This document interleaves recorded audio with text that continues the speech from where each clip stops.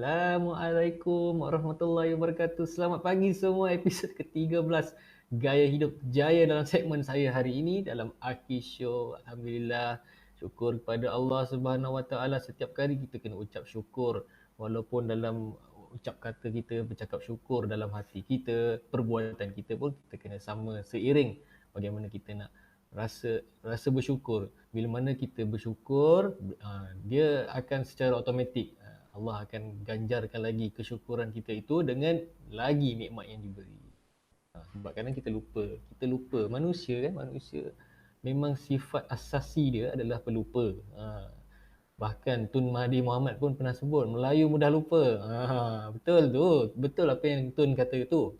Sebab bukannya Melayu je, semua manusia ni adalah dijadikan dengan sifat pelupanya. Sebab tu kita sentiasa datang ke majlis-majlis ilmu, kita kena hadiri bukan setakat majlis ilmu. Kalau kita tak ada masa untuk ke majlis ilmu, ada pelbagai sumber-sumber di internet tu yang boleh kita ikuti supaya kita sentiasa on track, supaya kita sentiasa diingati. Alhamdulillah. So hari ini topik yang berkisar sebenarnya kesinambungan daripada topik yang lepas. Topik minggu lepas saya berbicara mengenai dalam proses tu kita perlu bersabar, insya-Allah. Setiap ujian, setiap proses tu kan, dalam setiap proses yang kita lalui tu akan ada ujian. Akan ada ujian tuan-tuan puan-puan, betul. Apa pun yang kita buat, dalam muka bumi ni, dia akan datang sekali dengan package ujian itu. Dalam setiap proses apa yang kita buat sekarang mesti ada ujian.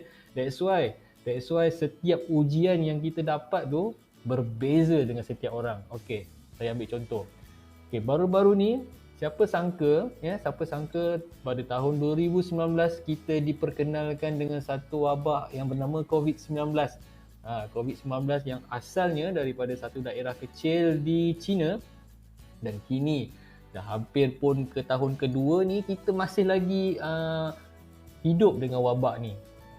So kita nampak proses wabak tu berkembang. Kita nampak proses daripada negara China, terus dia berkembang. Waktu tu Malaysia ada 1-2 kes, sampailah ke hari ni kes dia tak berputus-putus. Sampai sekarang bukan setakat masalah kepada kesihatan dunia ataupun isu kesihatan, tapi dia berjangkit dengan macam-macam masalah lain lagi. Masalah ekonomi, masalah sosial, macam-macam. That's why we call it ujian. Dalam setiap musibah yang Allah turun tu, ya, kita kena akui, dalam setiap musibah yang Allah beri tu, kita sebagai orang Islam yang ada iman ni, kita wajib mempercayai bahawa setiap daripada ujian itu Allah akan turunkan satu nikmat di hujung setiap musibah itu. So kita kena belajar untuk cari di manakah musibah itu, di manakah hikmah di sebalik musibah itu.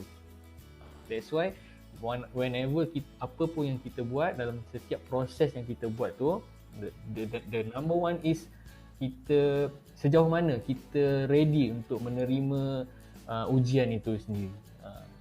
Apa pun yang kita lakukan, okay? Kalau anda yang menonton ini seorang usahawan, seorang usahawan, sebelum anda melangkah ke dunia usahawan ini sendiri, anda pun dah realize yang dunia keusahawanan ini adalah sangat keras, sangat-sangat membutuhkan, dah masuk Indonesia sikit bahasa aku hari ni, sangat memerlukan anda bersabar apabila menghadapi satu-satu ujian ataupun musibah. So, bila kita bercerita tentang musibah ataupun ujian, kita sendiri sebagai orang yang melalui ujian itu, kita kena tahu adakah ujian itu sesuatu yang kita boleh kawal ataupun ujian itu adalah di luar kawalan kita. Okey, macam tadi saya sebutkan ujian COVID-19 itu, of course itu adalah satu ujian yang kita tak boleh nak kawal. Bila kita ada ujian COVID itu sendiri, macam-macam sektor perniagaan terjejas. Ada yang perniagaan tak boleh nak beroperasi, bahkan ada juga perniagaan yang sangat-sangat drop dia punya hasil jualan mereka. Itu sesuatu yang kita tak boleh nak kawal. Okey, So, daripada ujian itu, macam mana kita perlu atasi ujian itu adalah dengan kita mencari sebenarnya. Dalam setiap ujian tu ada benda-benda yang Allah nak tunjuk kat kita ni, bahawa ada sesuatu di sebalik ujian itu. Itu yang membezakan orang yang berjaya, yakni orang yang dapat mencari dalam setiap ujian atau musibah itu ada something yang sangat best yang Allah dah bagi kat kita, tapi kita tak nampak. Kita tak realise, kita hanya nampak benda yang negatif. Kita hanya nampak benda yang tak baik daripada apa yang kita nampak. Itu memang lumrah manusia bila kita hanya nampak sudut yang tak baik saja. Siapa biasa kat media sosial sekarang? Siapa yang duk scroll FB tu, bila kita tengok dekat section komen tu kan, ya Allahu Akbar, aku pening kepala baca komen satu-satu. Ada yang dah level-level pakcik-pakcik, ada yang pak-pak haji pun duk komen benda-benda yang tak baik. That's why dalam setiap posting tu, posting FB ke apa-apa ke, the number one is mereka akan nampak sesuatu yang tak baik. That's why dia akan nampak sesuatu negatif berbanding dengan benda yang baik pernah dilakukan oleh orang itu sebelum ini. Itu memang lumrah biasa. Kita dah buat macam-macam sehabis baik ni. Kita dah buat benda yang baik-baik, everything. Tapi yang orang nampak adalah sudut yang tak baik. Itu memang lumrah.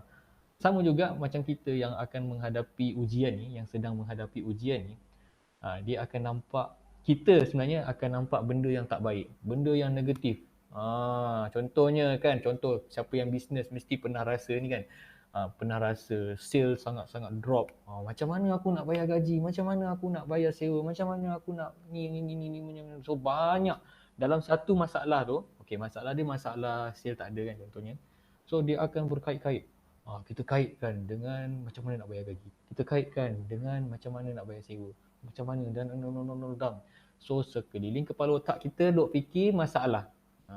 Jadi apa yang boleh kita lakukan adalah bukan kita tak nak fikir masalah. Itu penting untuk kita tahu apa masalah-masalah yang kita sedang hadapi. Cuma bila kita stuck, bila kita terlalu fokus dekat masalah, at the end of the day kita akan stress, kita akan down, kita dah tak sabar lagi dalam proses yang kita sedang hadapi. That's why ujian itu tadi adalah sebahagian daripada proses. Macam mana kita nak menangani ujian itu adalah dengan kita perlu fokus kepada macam mana nak menyelesaikan masalah itu. Masalah dia tadi adalah sale yang drop. Contoh kan, kalau siapa yang berniaga, sale yang drop. Jadi macam mana nak selesaikan masalah sale yang drop? Bukan duk kita fikir, kita duk mengkomplain, kita duk berzikir, berzikirlah kau sampai ke sudah. Sale tak ada, sale tak ada, sale tak ada. Itulah doa dia. Itulah Allah Subhanahu Wa Taala, dia Maha mendengar. Itulah doa dia. Sampai ke sudah sale kau tak ada. That's why kita kena fokus on the solution. Macam mana sale tak ada? Kita semak balik. Betul ke kita dah buat kerja-kerja kita dengan betul? Customer, klien kita puas hati ke dengan apa yang kita buat? Kita selalu fikir faktor luar tu yang menyebabkan kita membuat benda tu jadi masalah yang lebih besar dan seterusnya. So insyaAllah, kalau anda sebagai business owner, business ataupun baru je berjinak untuk berniaga, insyaAllah anda kena get high lah. Maksudnya jangan pernah ataupun jangan biarkan sekelumit pun perasaan down tu ada dalam diri anda bila kita menerima musibah ataupun ujian. Jadi fokus on solution insyaAllah. So sebelum saya akhiri saya punya segmen hari ini, sebenarnya ada satu minit video yang akan saya share sekejap lagi. So dalam 1 minit video tu ada satu kisah di mana kita ni selalu memandang ringan ataupun memandang rendah sebenarnya kepada pekerjaan yang dilalui oleh ramai orang. So dalam muka bumi ni tak ada pun istilah aku kena jadi lawyer, aku kena jadi doktor, aku kena jadi businessman, aku kena jadi ini sekian. Maksudnya ada standard yang ditentukan. So siapa yang jadi ni dia memang respected. No, bagi saya itu adalah sebenarnya tugas kita sebenarnya dekat muka bumi ni. Itu Allah bagi kita peluang untuk kita memberi sesuatu kepada masyarakat, kepada umat Nabi sallallahu alaihi wasallam. So, anda tengok video ni dan anda, apa pendapat anda?